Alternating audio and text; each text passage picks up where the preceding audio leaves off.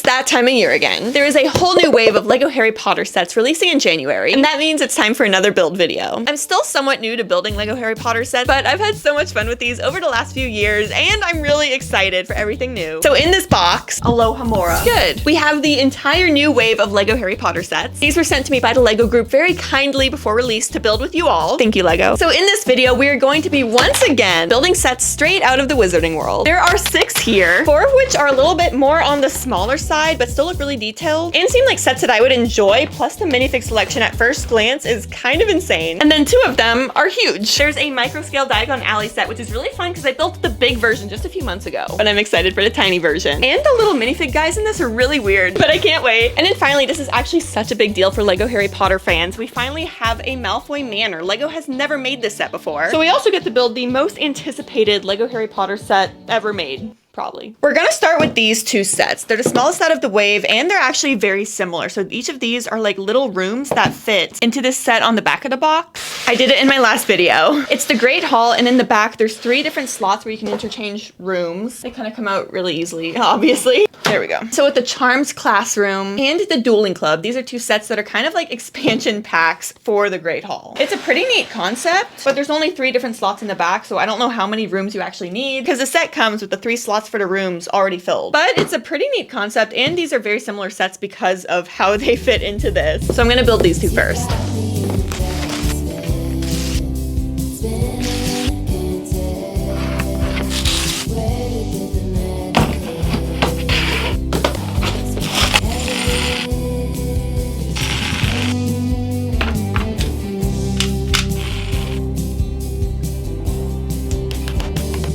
Here's the 2 sets built. They're pretty small. The Charms Classroom has 204 pieces, retailing for $20. And this one has 158 pieces, retailing for $25. Is that right? That doesn't sound right. Wow, that was actually right. Okay. I thought I got that wrong initially because this is a bigger set retailing for less than this one. However, something really exciting that I didn't realize before building is that the floor design in this set are printed. I didn't even think that there was a chance they would be printed, especially at this price point, plus having so many of these pieces. I guess that's where a lot of that value comes from. And to be fair, if they were gonna price the set at $20, I would personally be happy paying $5 more to have these printed. But because I built this one first, let's start here. I really like how it folds up to reveal the entire Charms Classroom. There's room for all of the minifigures there and all of the different furniture, even when it is in its folded up position, so it can slide into the castle. All the different furniture is designed to come out pretty easily. It's a nice little design. You also get one of the collectible tiles in here. I think that's Godric Gryffindor. Please let me know if I'm wrong. Plus you can actually swish and flick.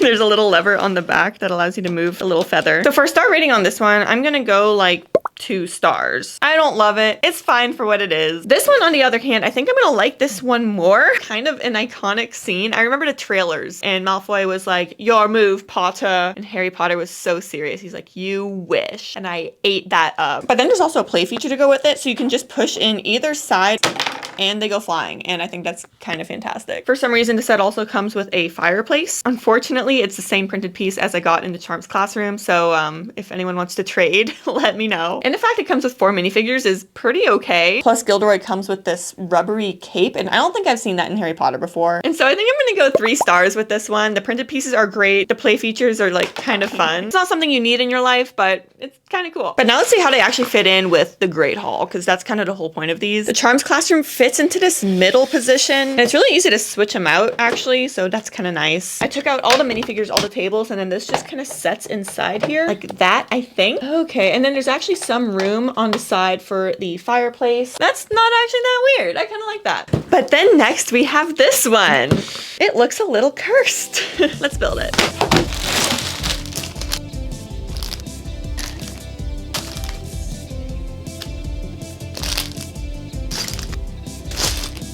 Here's the Harry and Hagrid motorcycle ride built, and y'all, this one's really interesting. Coming into this just from the box art, I was like, okay, this looks a little wacky. I hope it grows on me. Maybe it's like an abstract art kind of thing. It's just not really my typical vibe when it comes to sets, which is interesting because I love display pieces. Like, clearly, that's my thing. And so I had lots of doubts before building this, but I was hopeful, right? At a certain point in the build, I think I finally put my finger on why this set sits so weird with me. And it's not because Hagrid kind of doesn't sit still and his leg just fell off. Harry looks like one of the 3 blind mice from Shrek.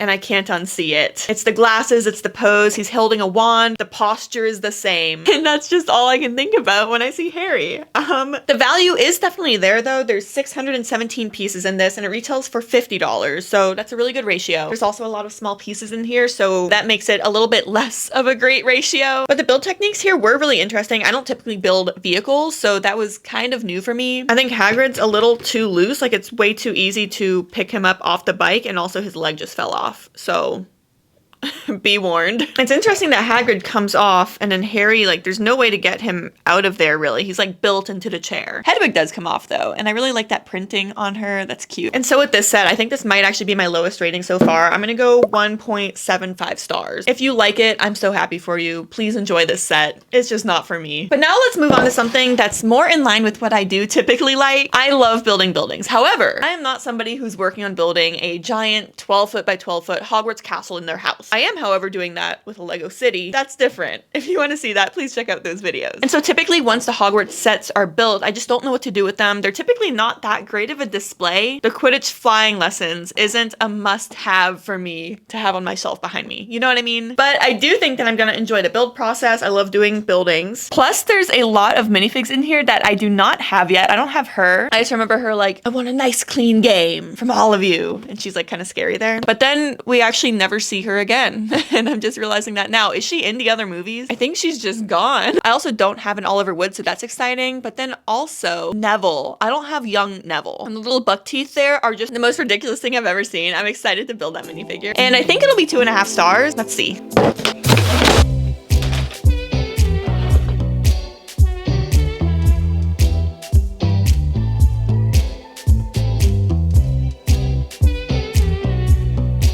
We've just finished, and there's a lot of things about this set that I really like, but there's also a lot that I just actually don't understand at all. We'll talk about the minifigures later. I love them, by the way, they're great. There's like a whole bendy thing going on here, and like I don't get it. Why is everything on hinges? Maybe just so that you can kind of build a rounded edge, but also I'm not a Hogwarts castle builder. I am very inexperienced with these sets. And I do see 2 little clips on the sides there, so maybe it's so that you can actually connect it to other things. Actually, yeah, that's probably exactly what's supposed to happen. But then something else that I don't understand here is in the front of the set, we have these clear pieces with clips on the top, and I just don't know why they are there. I've been looking through the instructions, and here you can see the clips are just kind of there without anything on them. I was thinking maybe it's so that like the people can fly around, but they can only hold the broom because they're minifigures. They can't ride it. So is he just holding it flying around? Like, I just don't understand. But there is a little play feature. There's a button on the back where you can kind of just like push it up and down. I don't know. I'm confused. I just don't get it. But then over here, it is kind of cool. So we have that similar kind of thing that we saw in the Great Hall where there's interchangeable rooms and there's some jumper tiles so you can place some minifigures. I think it's a classroom, and it just slides back in. On the bottom, we actually, I know what this is. I get this. I put Oliver Wood there just hanging out, and it's a snitch and all the different Quidditch balls plus a helmet on the end there. Oh, and on the other side we have those Quidditch beaten sticks. I don't know what those are called. The bludgeon? I don't know. I'm not an expert. I'm so sorry. I'm doing my best. But then the minifigures in this set are my favorite part. We have McGonagall. I'm pretty sure I have her already. This might be a different printing. We have Malfoy in his Slytherin robes holding a broom. Same with Harry in his Gryffindor robes. Madam Hooch. I am so happy that I have this minifigure. I think that's a whistle around her neck, so that's a really good detail. Oliver Wood looks pretty plain, but that's what he looked like in the movie. And then finally Neville. I am so happy we have Neville. Look at the little teeth. Oh my goodness. Definitely do not have young Neville yet, so I'm very happy about this. And then he has the Remembrall as his accessory with the little red smoke in it. Looks really, really good. So the minifig selection here is kind of fantastic. I'm very happy with it. And so I think for our Quidditch Flying Lessons set, I'm gonna go 3.75 stars. I am so happy with the minifig selection here. The build was enjoyable, though I'm not really sure what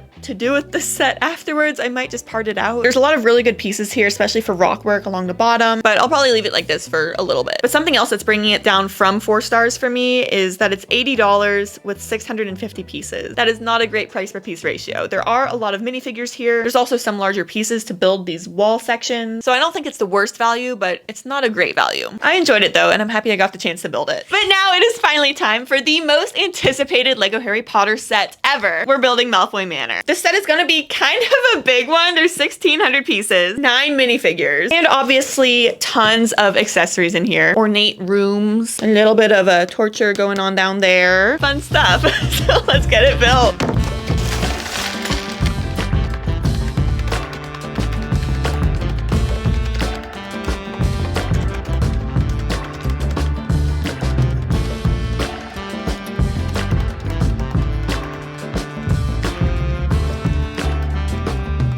so happy this finally exists. Here we have Malfoy Manor. It comes with the house, obviously, but then there's also the little front gate with some gargoyles on the side. Also, the gate kind of opens a little bit. There's some movement, as well as these little bird statues. I really like the pieces they use for the tail. And I'm pretty happy overall with the house design, but I think my favorite part about this is the minifigures. I kind of knew that going into it, so no surprise there. Let's flip this around. I have all the minifigures on the table and then the stairs. There's 8 in total. I think Harry is probably my favorite just because of that face printing. It's just kind of cool to have Harry looking like that. There's also Luna Lovegood, who's one of my favorite Harry Potter characters. She is so weird, but I love her. We also get a Dobby, and it's kind of interesting. His head mold is like a little rubbery. I wasn't expecting that. Hermione in kind of her normal clothes. And then sitting at the table having a cute little meeting, I put Voldemort, Malfoy, Lucius, Narcissa, and Bellatrix at the end. There are some cool play features. The stairs move, which is neat. And then if you pull out this piece here, then the chandelier falls. I like that. That's fun. But also on the back of the set, there's so many different little rooms. Down at the bottom, I'm pretty sure that this is just the dungeon. But then up here, it's so weird. It's like Malfoy's bedroom. This is his bed. His bed sheets have like Slytherin on it, which is just kind of adorable and dorky. There's a sitting room with some candles. The pipe organ that we do see in the movie, so that's exciting. And then down here, there's a toilet. That is their throne. And then at the bottom, there's the kitchen. The front of it's kind of plain, but it looks good. There's some really interesting techniques they use. There's like little handcuffs here for decoration. But there's something about this set that I've noticed and a lot of other people have noticed too. And so like if you look at it this way, right, it looks nice. If we look at it from the back, there's a lot of references. It looks really nice. But then when we turn it to the side, it kind of disappears completely. Like it reminds me of that flounder fish from SpongeBob, or I guess just like flounders in general, because they exist outside of SpongeBob too, where it's huge from the front and from the back, but then you turn to the side and it just absolutely disappears. That's like what's going on here. It's like a little flat. I like that the set's not super deep so that it does fit better on a shelf, but it still just seems really flat to me. I don't know. But for a star rating on this, I'm gonna go 3.75 stars. I think the price is very fair. It's $150. There's 1,600 pieces in here, so that's pretty fair. Again, the minifigures were my favorite part here. I did not have a lot of these versions already in my collection, so we finally do. So yeah, overall, I really like it and I'm so happy this exists. But now it's time for our last set. We're doing a little microscale Diagon Alley. I am so excited to build this, or rather, I don't really care for microscale builds, so I feel like the build itself will not be my favorite, but I like Diagon Alley. I recently just built the huge one, so it'll be kind of fun to compare it once it's built. The fact that we get so many micro figures here is pretty cool. And also just personally, Lego released the Diagon Alley gift with purchase set a few years ago. I think you had to buy the huge Diagon Alley set when it came out in 2020, and then you would get the little micro scale version of the set as a free gift with purchase after spending the $400 on the big set. I always wanted that gift with purchase. It never happened. That's okay. Lego finally released this. I think it's going to be like a 4-star build. That might go down if I just severely hate building this, but I think it'll look really cool when it's built. Like that looks kind of insane. So let's get started.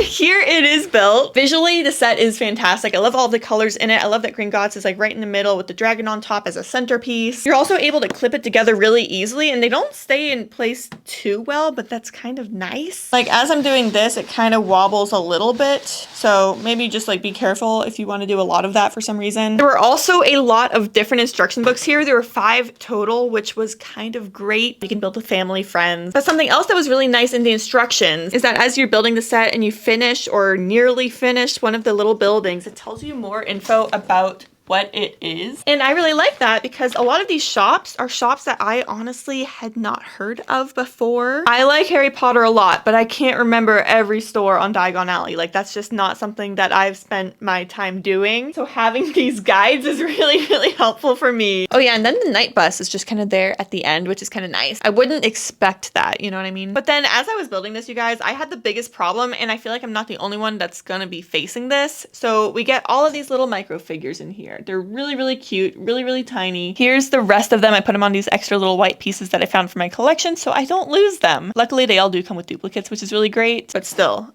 they are tiny.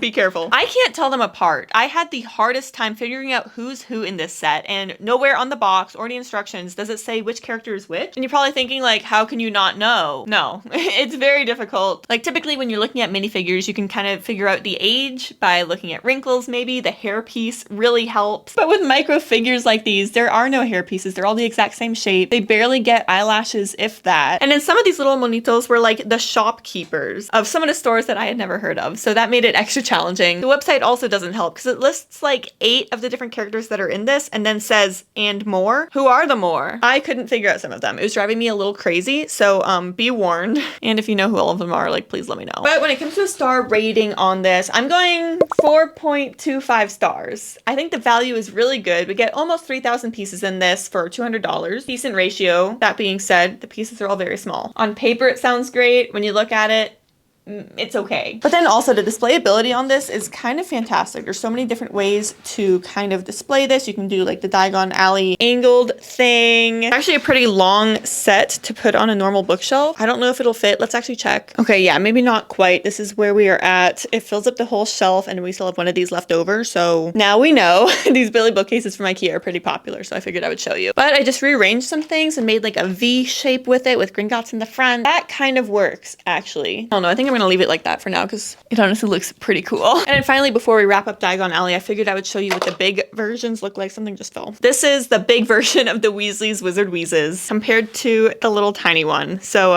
yeah, definitely different scales here. The little staircases inside is kind of crazy how they were able to do that. But yeah, definitely a fan of this set. Ooh, so that was kind of a lot. This is everything that we just built. It's the whole new January 1st wave of Lego Harry Potter sets. And I think it's pretty clear from this video that there's some that I like a lot more than others. I love these two a lot. These are fun. They're fine. And then with Hagrid's bike, his leg continues to keep falling off when I try to move it around, even slightly. So I've just placed it up on the front on Harry's bike, and that's probably where it's gonna stay. So yeah, I'm not really as big of a fan of this one. I really appreciate the Lego group sending these sets to me before release to build with you all, especially some of the ones that I probably would have never purchased. I'm glad that I got the chance to build those. And now after building all of this, I kind of want to go reread Harry Potter. I just started ACOTAR. I finished the first book and loved it, but I think it's time to reread Harry Potter pretty soon. Anyways, thank you all so much for watching, and I'll see you next time.